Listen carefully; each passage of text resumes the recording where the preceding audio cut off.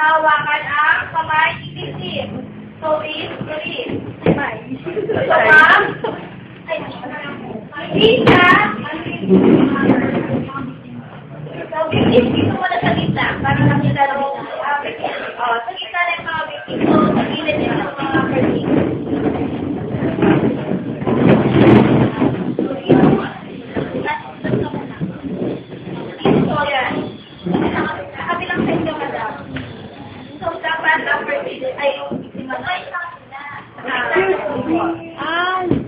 Ayun. Nakuha lang. Hindi, okay lang yan.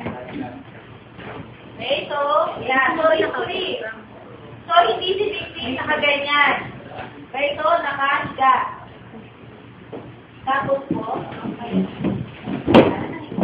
so, siguro, i-supportan nyo yung leg. So, ibababa nyo ang kamay ni victim doon.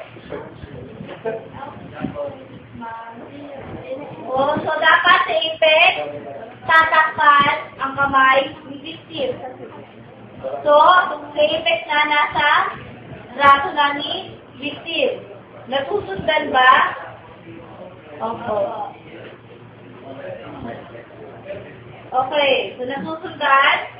Pagkatapos, yung sides niya, itaas, titiklope. So, tiklope ninyo. Then, overlap and overlap.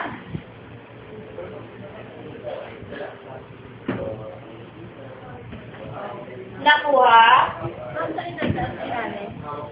Sa taas.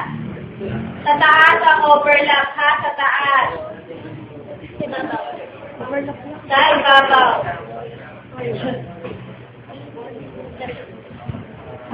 Tapos po, i-overlap din sa baba, ilalim. Okay? Nakuha. Pagka-overlap sa ilalim, saka i-square na.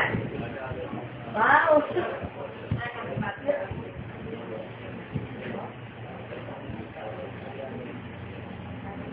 Nakuha.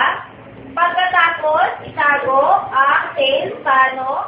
Sa apex, diba? Nandito sa braso ni victim. Saka ipatatago sa buhol ninyo. Then, saka ipapasok. Ayun.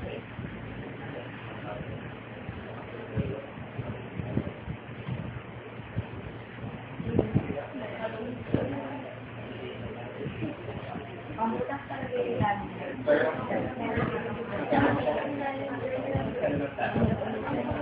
kaya